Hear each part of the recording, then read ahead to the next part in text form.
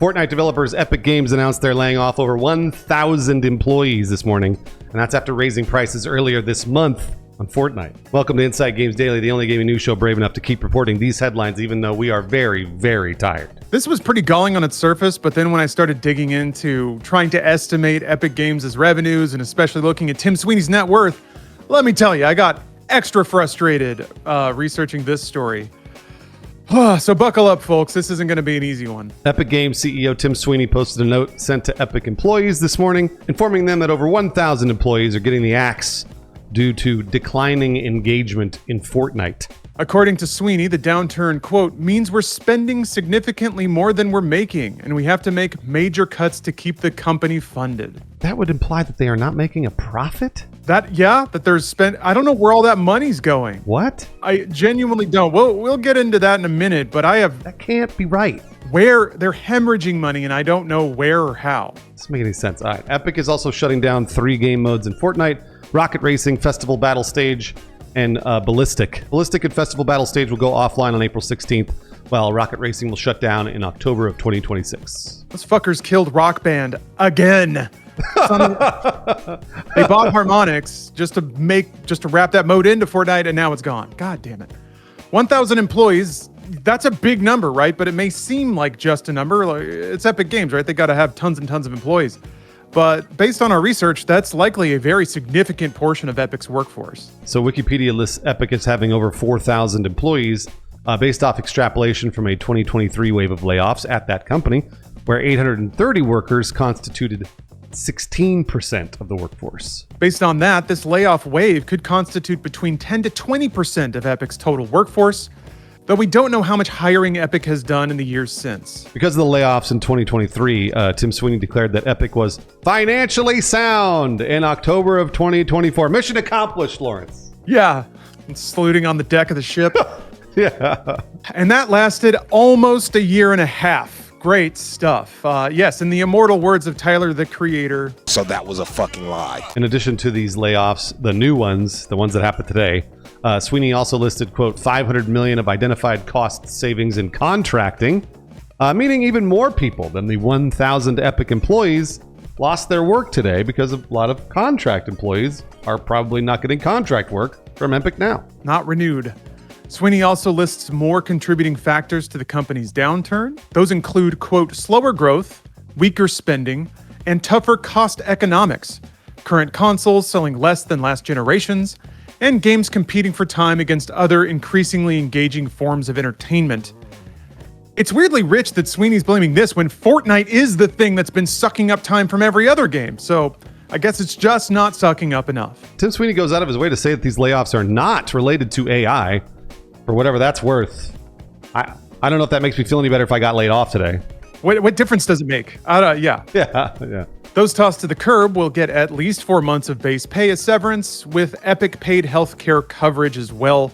Some of the examples they list is that U.S. employees will get 6 months of paid healthcare, and also the severance that employees get is based on tenure. So people that have been working at Epic longer will get longer severance. So this is all cool, I guess, but with everybody flushing employees as fast as they can, especially in the games industry, competition for gaming jobs is higher than ever.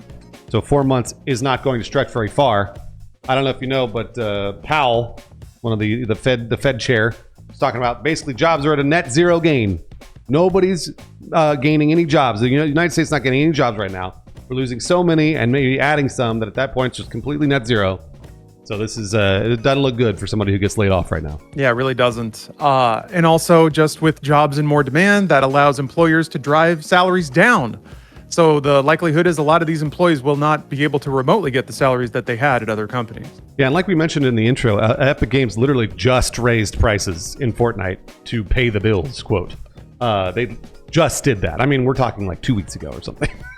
Yeah, so we get the double whammy. People lose their jobs and everyone gets to pay more. Great. Former Epic principal engineer Evan Kinney posted some really heartbreaking messages to X today after being targeted by the layoffs. Yeah, Kinney writes that he, quote, spent the last week debugging the rivalry system while recovering from pneumonia and had multiple directors voicing their appreciation for his work.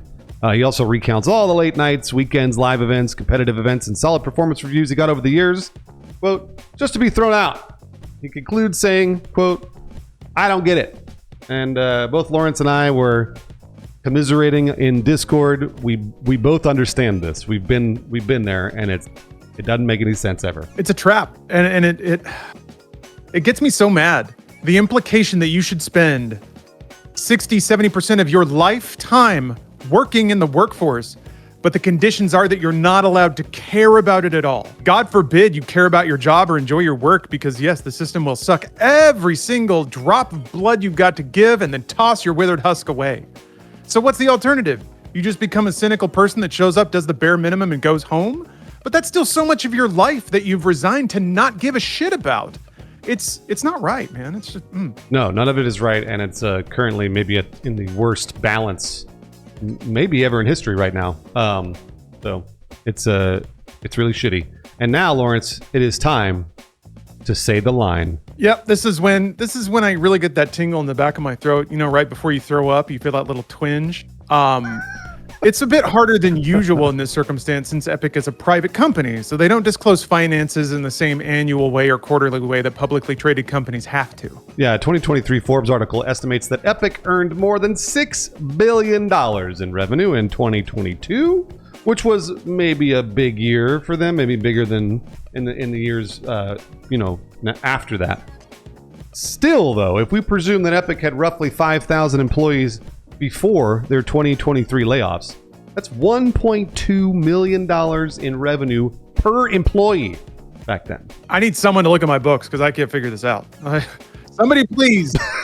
Man, to see the accounting at Epic, how do they burn through that much money? There's no way they pay all their employees over $1 million. Pisses me off. Also, hey, here's a fun little fact. That same article estimated that Epic CEO Tim Sweeney's net worth was $4.1 billion. Well, just can't afford it, though. Sorry, employees.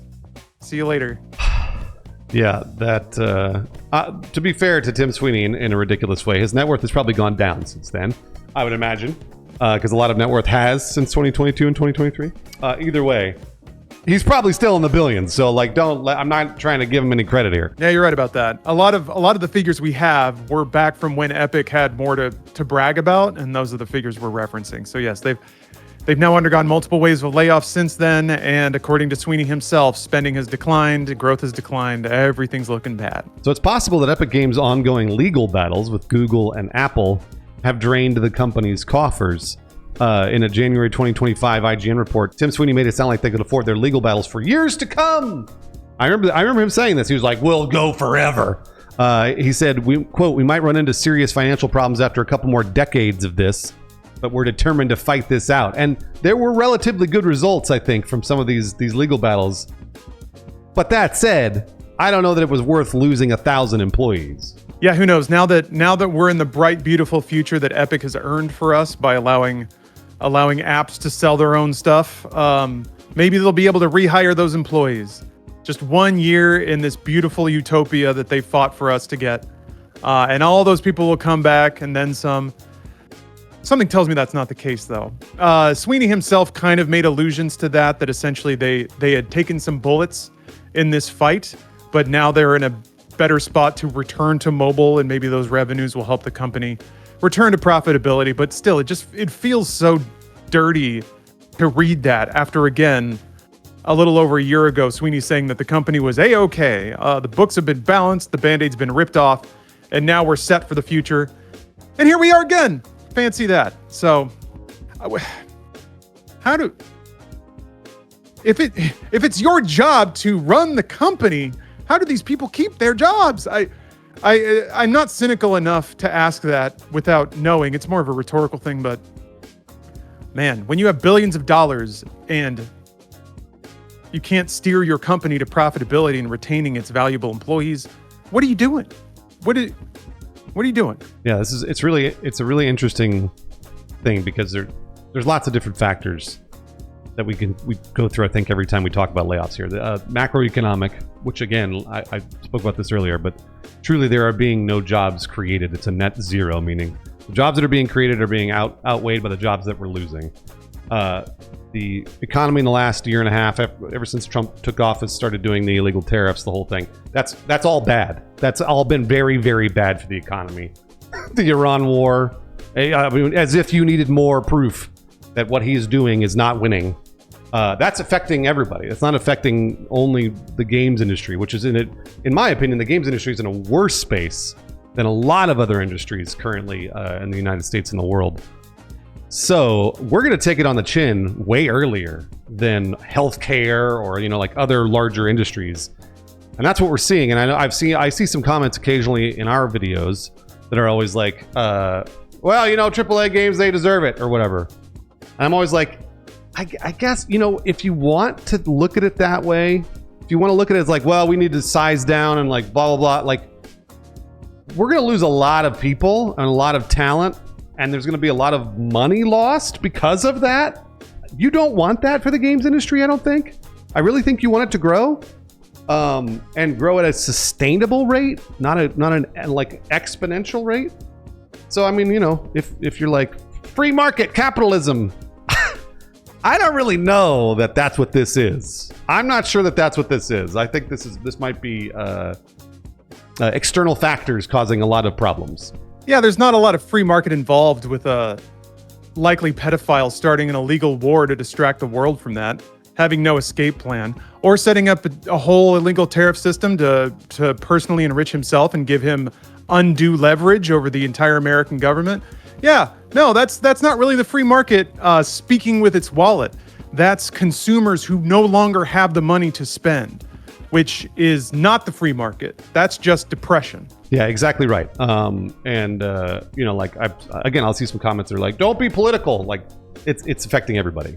Unfortunately, it literally is it's affecting the entire country. So, it's really not about political. These are about policies that are coming directly down from our president to you personally, and they are affecting you. They're affecting your video games. They're affecting your gas. They're affecting your groceries. They're affecting everything. So, just all that to say, maybe Tim Sweeney takes a pay cut and is able to keep a few more employees on rather than making, in 2023, it was showing he was making around $1.5 million salary with 10 million compensation bonus, etc.